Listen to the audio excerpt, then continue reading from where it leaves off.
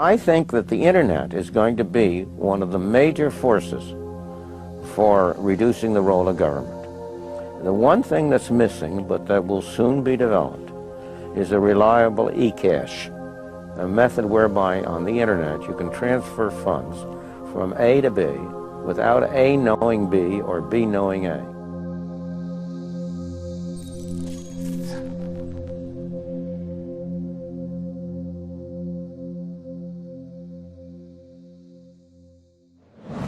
What is a Bitcoin? What is Bitcoin? What backs a Bitcoin? You put some of your money, real money, online, and it turns into Bitcoin.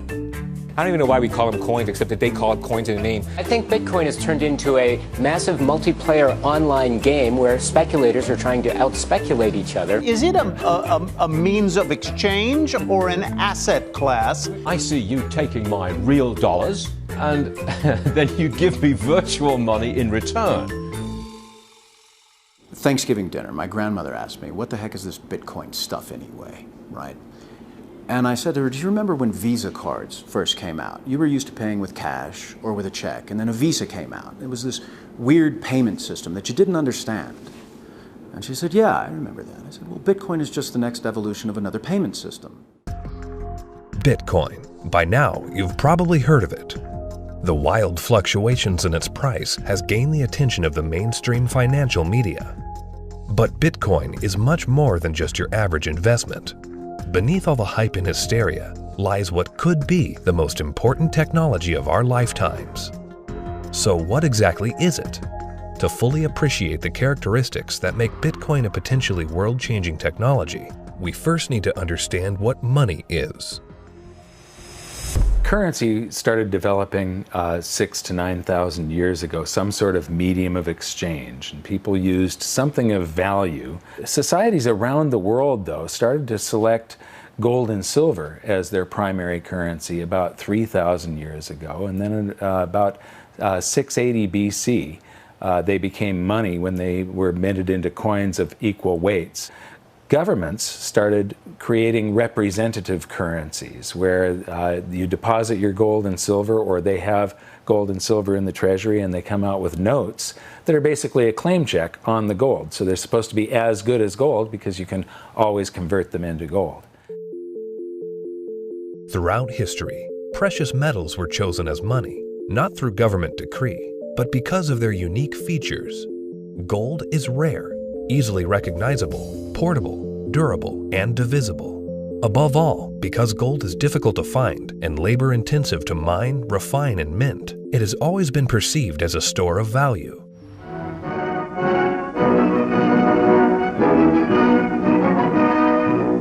At Bretton Woods, New Hampshire, delegates from 44 allied and associate countries arrived for the opening of the United Nations Monetary and Financial Conference. In modern history, as World War II was coming to an end, in 1944, the Allied nations met at the small town of Bretton Woods, New Hampshire. Here, they drafted a new financial system, which would stabilize the world's financial system once the war ended. With the United States poised to enter a golden age of prosperity, the U.S. dollar was chosen to be the world's reserve currency. The Bretton Woods system was created after the Second World War at the Bretton Woods Conference in New Hampshire. And rather than using gold as the means of exchange between countries, as was the case under the old gold standard, the dollar was going to be used. The dollar was chosen because back then it was as good as gold. Under this new system, the countries of the world would tie their currencies at a fixed rate to the U.S. dollar. And because most of the world's gold was held in U.S. vaults, the U.S. dollar would be backed by gold at a fixed price of $35 per ounce. This created a system where the currencies of the world were effectively backed by gold through the U.S. dollar. I have directed Secretary Connally to suspend temporarily the convertibility of the dollar into gold or other reserve assets. The Bretton Woods system lasted for about 25 years, but in August of 1971, President Richard Nixon called for an emergency press conference where he announced foreign countries would no longer be able to convert their U.S. dollar holdings into gold. This surprise move would come to be known as the Nixon shock. With this one announcement, President Nixon effectively created our current monetary system, a system where no currency is backed by gold or anything of value. This is what is known as a fiat currency. Fiat currency is currency that's backed by nothing except government promises. The word fiat is a Latin word, and it basically means currency that's circulating by force. If people have confidence in that currency, and if there's enough government force, that will enable the currency to circulate for a period of time until people lose confidence in the currency. Money is a medium of exchange, and the way it has evolved is that it's always something of intrinsic value until the modern age, when the politicians say, well, we don't need anything of intrinsic value anymore. All we need is political decree. We can say this is money, this piece of paper is money. Now money has a new characteristic. But underneath it all, there's this same concept in place that nobody ever seems to challenge, and that is that governments have a right to declare something of no value to be money, and you must accept it. That's really the problem, and it's still the problem today. Without anything tangible backing the currencies we use today, governments around the world have been able to issue unlimited amounts of new currency without restraint. And with the advent of the digital age, currencies around the world are now digits in a global banking database. So what is Bitcoin? Well, simply put, it's a digital currency, much like the electronic currency we use today. But it's also the payment network which facilitates the transfer of this new digital currency from one person to another. Bitcoin's a new internet protocol that enables the transmission of value over a communications channel. You can think of it like being able to send a gold coin as easily as you send an email. You can send any amount of money to anyone in the world, anytime, can't be seized, can't be confiscated, can't be frozen. Very useful technology. So Bitcoin is a digital currency and it is a payment system. So it's a payment system in the same way that bank networks are, or PayPal. Those are all payment systems. But it's also a currency. So PayPal and banks use the dollar as their currency. The Bitcoin payment system uses Bitcoins as its currency. So they both have the same name. What is your opinion of disruptive digital currencies such as Bitcoin? If you're looking for the idea that a currency doesn't really have to be something physical, it can be something that's virtual, that's the system we already have. You know, and if you want it to be, I want a way to make payments electronically, that's, you know, credit cards. I mean, so exactly what it is that this thing is supposed to be doing that we don't already mostly do. Bitcoin is different from other fiat currencies in a couple ways, but not the way people think. So most people think it's different because it is a digital currency, but fiat currencies are also digital, right? So the dollar is a digital currency, the euro is a digital currency.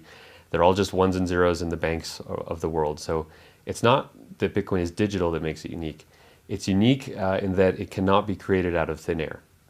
So dollars, euros, yen, these can all be created out of thin air by people who have permission to do so, which is generally a central bank. Bitcoin has no ability to create it out of thin air. So it is a scarce digital asset.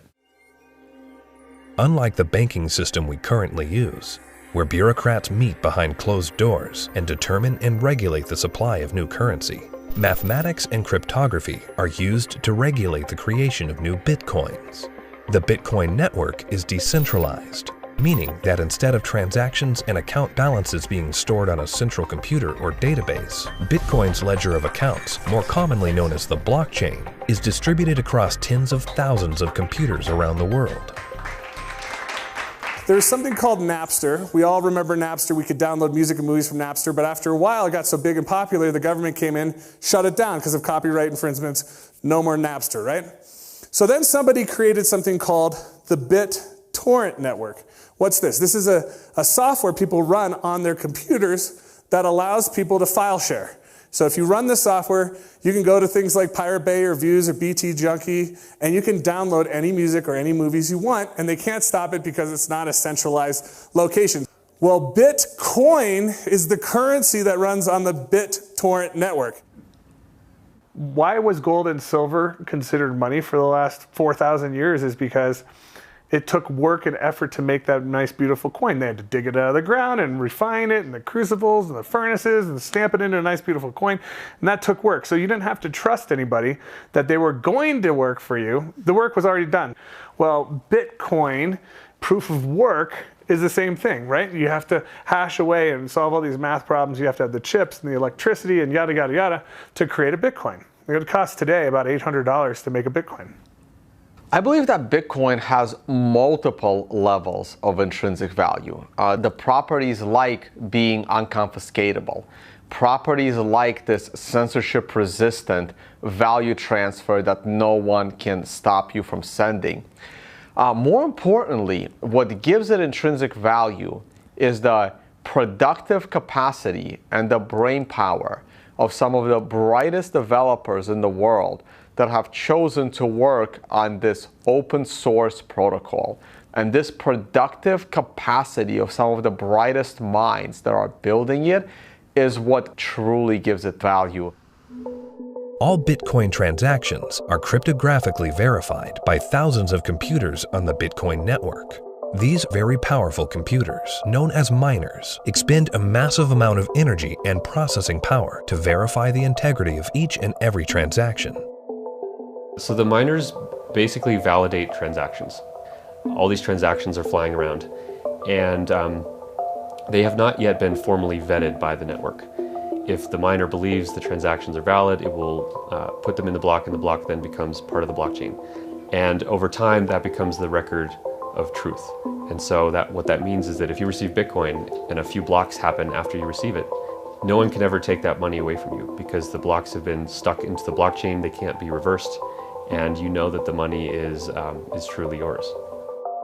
The decentralized nature of the Bitcoin network eliminates a single point of failure and makes it impossible to be hacked or to be shut down. Bitcoin transactions are transmitted peer-to-peer without the need for a third party, meaning that the user is in complete control of their money. It's impossible to be shut down. That's the beautiful thing about it. There is no place, there is no Bitcoin place. You can't shoot Bitcoin. It has no center of gravity, it has no headquarters, you can't shut it down. The only way you could is to shut off the internet. Your average person has absolutely no idea how their email works, but it works, and that's all that really matters. And Bitcoin's very similar to that. But as far as what I would do to tell people or describe to people who don't know about Bitcoin what it is, I would say it's a form of money that you can just use on your phone or your computer in today's digital age where everyone's on the internet, that is much faster to send than most of the banks. And it has, for at least since its inception in 2009, risen in value. For new users, the inner workings of Bitcoin can be quite complex and daunting. But what's important is how this revolutionary technology changes how money is transferred globally. Right now, every single payment that you make to another person goes through an intermediary. Either PayPal or bank or Visa or MasterCard. And more importantly, the governmental jurisdiction decides if you're allowed to make that payment. That payment could be stopped halfway through, and then you have to try and get your money back. With Bitcoin, no one can stop it. The moment you decide to send another person digital value, you can just send it. And there is nobody in your way. There is no one that has to give you permission to pay another person money, and all they need is an internet connection. This has the potential to displace the need for banks as a trust institution. If you and I exchange currency or have commerce using Bitcoin and it goes on the ledger, on the blockchain, we don't need a bank to confirm that that is a valid transaction. One of the differences between Bitcoin and the banking system is it doesn't require a third party to perform.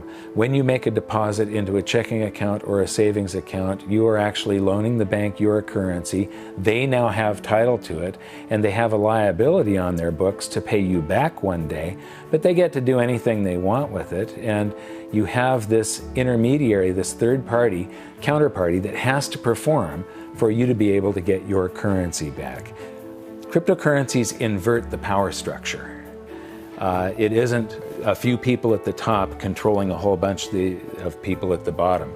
The power goes to the individual. In the same way that the internet flattened access to information and allowed anyone in the world with an internet connection to learn basically anything they wanted to know and to communicate with anyone else on Earth. Bitcoin does that with money. So now anyone on the planet, no matter their age or the arbitrary geographic location in which they were born or the arbitrary rules of the people that govern over them, that person can now engage economically with anyone else in the world directly. And that's profoundly powerful. You do not need a bank account to interact with Bitcoin. You do not need a bank account now to receive an honest payment from someone else in the world and know that the money is legitimate and good and can't be rescinded. So money now can't be censored. Any two people can send it between each other through Bitcoin. Cryptocurrency Bitcoin has once again defied naysayers by spiking above $18,000 at one point today. Bitcoin hits a new high. We had this incredible run up in the fall going into the holidays, and then we've seen a pretty big pullback. This is a 30% loss in the week and a 50% loss on the year. The past year has seen the price of Bitcoin rise and fall in dramatic fashion, getting the attention of Wall Street and the investment community. Bitcoin is now seen by the public as a speculative asset class that can be traded, but the core fundamentals of this important technology cannot be overlooked. The use of Bitcoin is particularly vital in the developing world, where billions of people are without basic banking services. People who see the price all the time, especially in advanced societies, they focus more on the price and they think that Bitcoin is an investment solely and that it goes up and down like a stock based on news and expectations. But the fact is, probably there's more people in these kind of third economies. They don't own a lot, but they own it, and they own it because they need it. Not because they expect to get rich or hope to get rich, because they need to protect themselves against both destroyed fiat currencies and against capital controls. So when people think of it as an investment, they have to realize that the reason that Bitcoin's so exciting is because it's a future money for the world, not because it's something that could become a great investment. It just so happens to be that both can be accomplished at the same time. One of the great powers of whether it's Bitcoin or any other cryptocurrencies, if we can figure out how to scale the technology, we can solve a lot of problems in the financial system. We can transact with each other globally at very low cost and very efficiently. And there's tremendous market power in that. Has nothing to do with anyone in the financial system. People want to be able to communicate and transact with each other simply and quickly, and the hunger to do that is enormous. Today, Bitcoin is seen as a financial asset, but as the technology develops, the blockchain that powers Bitcoin may be used to verify transactions other than the transfer of money. Each Bitcoin is divisible into 100 millionth of a Bitcoin, called a Satoshi. These tiny fractions of a Bitcoin can be programmed to represent assets other than money. In this way, the Bitcoin blockchain can be used to verify transactions of all kinds of items without the need for a central authority. The Bitcoin blockchain is a tremendous technological innovation that enables distributed consensus. People are able to come to agreement on what the state of this ledger should be and what it is. And that enables people to have trust without trusting any other party or person or institution. So anywhere we need to have trust, where we need to be able to verify what is the true and correct state of something, that has an application to be put on the Bitcoin blockchain. For 6,000 years of recorded history, we've always had this problem when we want to engage in consensual exchange. That is, if we're strangers, can I trust you?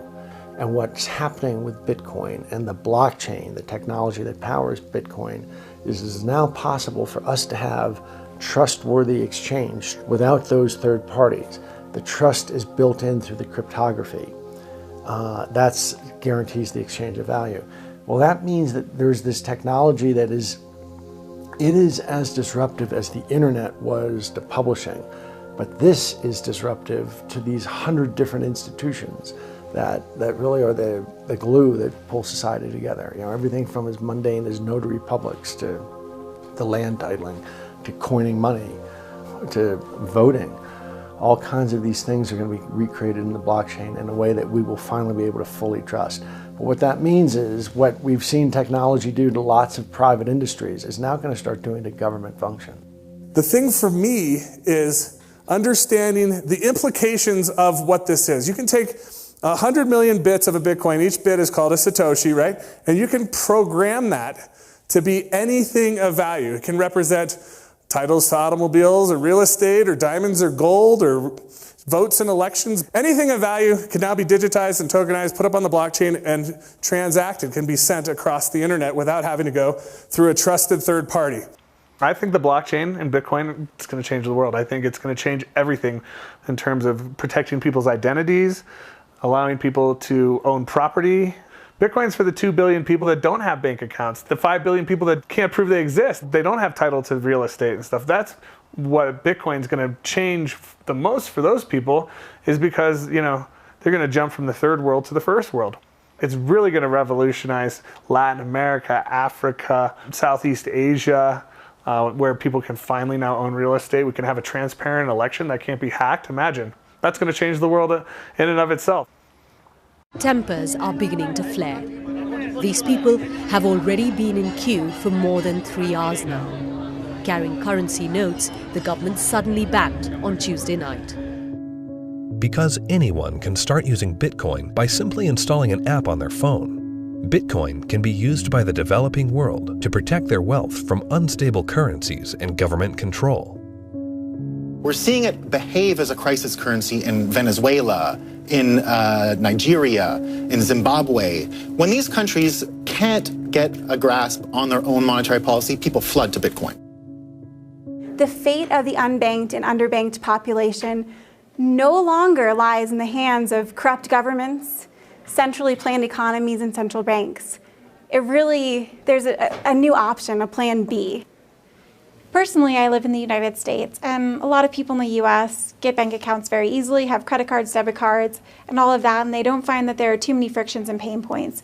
But in a country like India, there are 233 million individuals who are unbanked, who don't have access to a traditional financial infrastructure, and so they're operating cash payment to cash payment. But Bitcoin has become a game changer. So individuals, in essence, can hold on to it, they can spend it, they can transfer it internationally. There are so many use cases.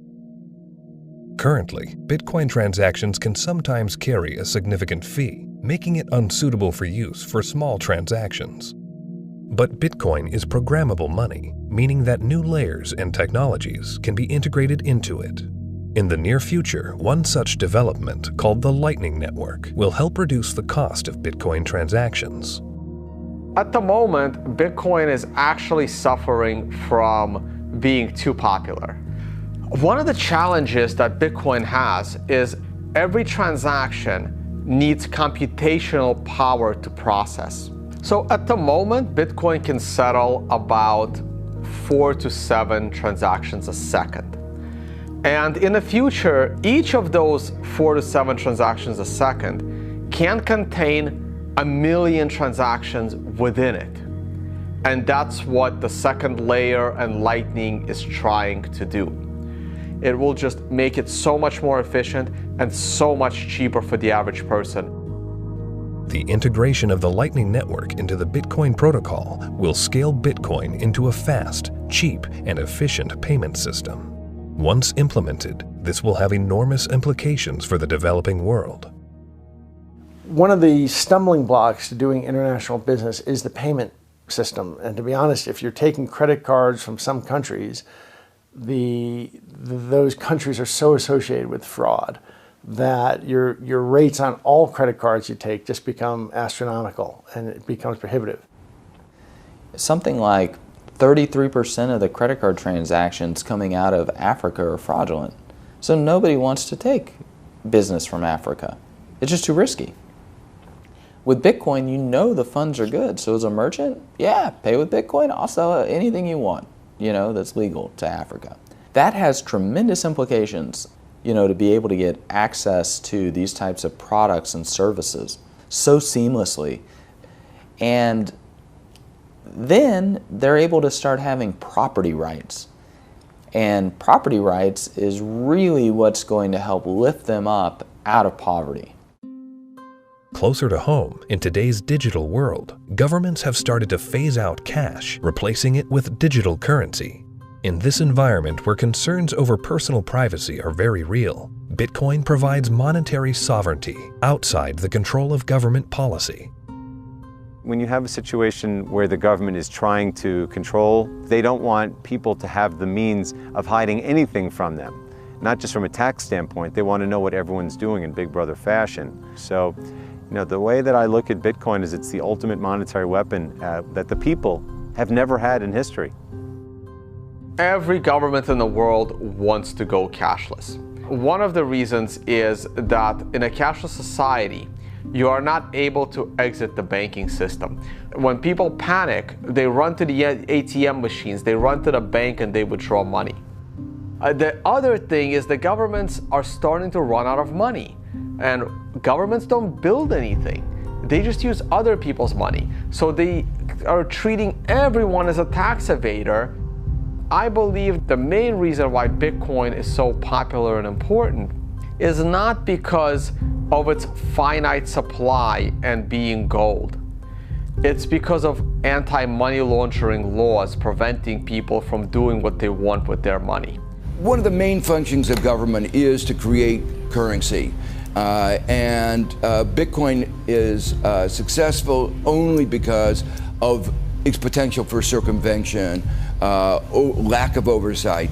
So it seems to me it ought to be outlawed.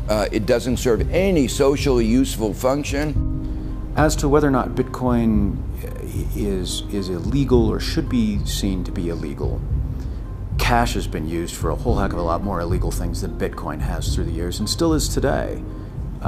Cash is untraceable, it's easily transportable, nobody knows where that dollar has been and how it's been moved from hand to hand to hand.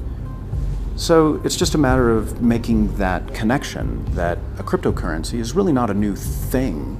It's just a different version in a digital form of something that's existed in our society and legal structures for millennia. Bitcoin is shifting the paradigm and challenging the legacy financial system. Recently, Jamie Dimon, chairman and CEO of JP Morgan Chase, America's largest bank, was quoted calling Bitcoin a fraud. Why is Bitcoin a fraud? Here's the reason. Governments, the first thing they do is form a currency. They like to control the currency. They control it through a central bank. They also like to know who has it, where it is, where it's going. Wait until someone gets hurt. Wait until it's used for illicit purposes, which it is somewhat used for illicit purposes. They close it down. You got people like Jamie Dimon, a serious guy, calling it a fraud. Calling it a fraud? You mean like there was hundreds of billions of dollars of securities that Jamie Dimon sold the public a decade ago called mortgage-backed securities? He's calling Bitcoin a fraud? Is that going to go to zero like his securities that he sold the public? First with respect to asking a banker about whether they like Bitcoin or not, that's kind of like asking a king, do you like democracy? It's just so thoroughly frustrating and insulting when people who know very little about what we do watch an up-and-coming technology and have the audacity to call us all criminals. We're not the criminals here. The whole damn reason this ecosystem exists is because they're the criminals. And it doesn't really matter at this point what he thinks. The genie's out of the bottle. Somebody in this room or somebody at this conference or somebody around the world is going to solve the problem of decentralized lending and value-stable currencies and decentralized exchange.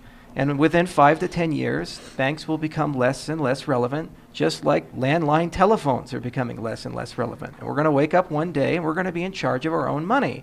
And Jamie Dimon, in retirement, can watch the world as it is, not the world as he would like it to be. The Bitcoin blockchain is built on decentralized consensus outside the control of a central party.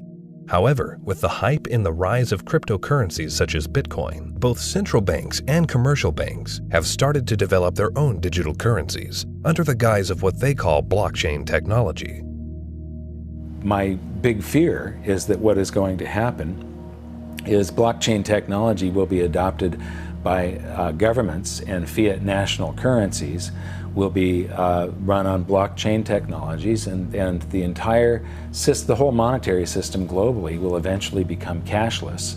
And at that point, if it's centralized and there's an entity that runs the blockchain, they can lock you out of it if they don't like what you're doing, and they can trace everything that you do. Every transaction, everywhere you go, will be recorded. And so, if we're not careful, this has the ability to enslave us or free us. I think blockchain or any kind of open ledger distributive database will have a tremendous impact on our world.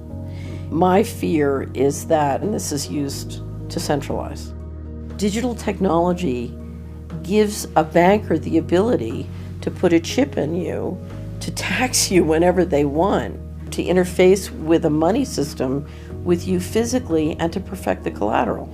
So I love the innovation, and the question for all of us is, how can we innovate and make the financial system more efficient and do it in a way at the same time where we distribute the power lines in the political system? The blockchain is a technology, which is a good technology. We actually use it. It will be used for a lot of different things. God bless the blockchain. Cryptocurrencies and digital currencies, I think are also fine. JP Morgan moves $6 trillion around the world every day. We don't do it in cash. It's done digitally. Yeah. If it can be done digitally with the blockchain, so be it. But it'll still be a dollar cryptocurrency. A majority of the people are using the word blockchain, and they don't really care whether it has this decentralized mining. The government is going to just have a digital representation of the dollar. They can call it a blockchain, but there's not going to be mining. There's not going to be decentralization. It's going to be a centralized coin. Whether they call it a blockchain or not is irrelevant. The whole purpose of a blockchain is to remove control from a central party. If you're a central bank and you make a blockchain for dollars, and then you have dollar coin, if you still have full control over the dollar coin, you can create how much of it you want, you can control where it goes. There was no point in having a blockchain at all. You might as well just have a centralized database like a banking system. To really use blockchains in any meaningful way, it means that there is no person in charge. And so a central bank, by definition, is the one who is supposed to be in charge of money. And thus they would never create a blockchain or a cryptocurrency that they couldn't control. So that's why they will likely be made redundant, because the market can choose what kind of money it uses. And it now has a choice between a digital currency that can be controlled by central parties and inflated without limit, or a digital currency that cannot be controlled by any central party and that has a fixed amount and can't be debased. Over time, that's going to be a very obvious choice. Bitcoin and the blockchain behind it are incredibly powerful technologies. As the future unfolds, these technologies could be used to restructure the financial system into one of fairness and equality for all, a system outside the control of the banking elite. We have millions of people now taking an interest in what is money, the question of what is money, what should it be? And they're learning, especially a lot of young people. Precious metals were once money. Then came the era of paper money. Could we now be entering a golden age of decentralized digital money? Only time will tell. Bitcoin is first and foremost about changing how the financial system of the planet operates. However, Bitcoin is also a financial asset itself, and it goes through these bubbles, and people have made many millions of dollars when they buy it low, and then it goes up in value. But that's not really what matters at all. What matters is that it's actually going to change the entire ecosystem of the planet, how all humans interact with each other, and that's a very exciting thing to be part of.